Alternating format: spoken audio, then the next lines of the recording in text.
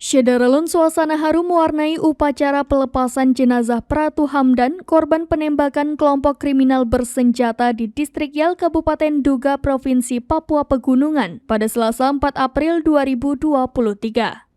Upacara pelepasan jenazah yang akan dikirim ke kampung halamannya itu dipimpin Dandim 1710 Mimika, Letkol Infanteri Dedi Dwi Cahyadi setelah disemayamkan. Jenazah diberangkatkan ke kampung halamannya menggunakan pesawat Lion Air rute Timika, Makassar, Surabaya, Sumbawa. Sesuai jadwal, jenazah Pratu Hamdan tiba di kampung halamannya pada Rabu 5 April 2023 besok setelah melakukan serangkaian rute penerbangan tersebut.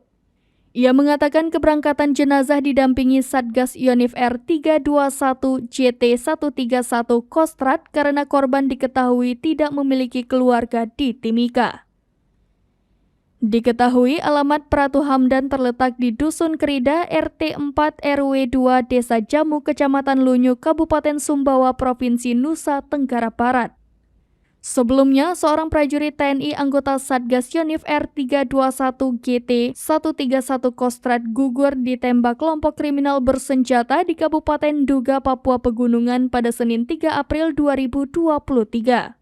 Peristiwa itu berawal ketika KKB menyerang pos Yal Satgas Yonif R 321 GT 131 Kostrad Distrik Yal, Kabupaten Duga, Papua Pegunungan pada Senin 3 April 2023 sekitar pukul 9.20 waktu Indonesia Timur.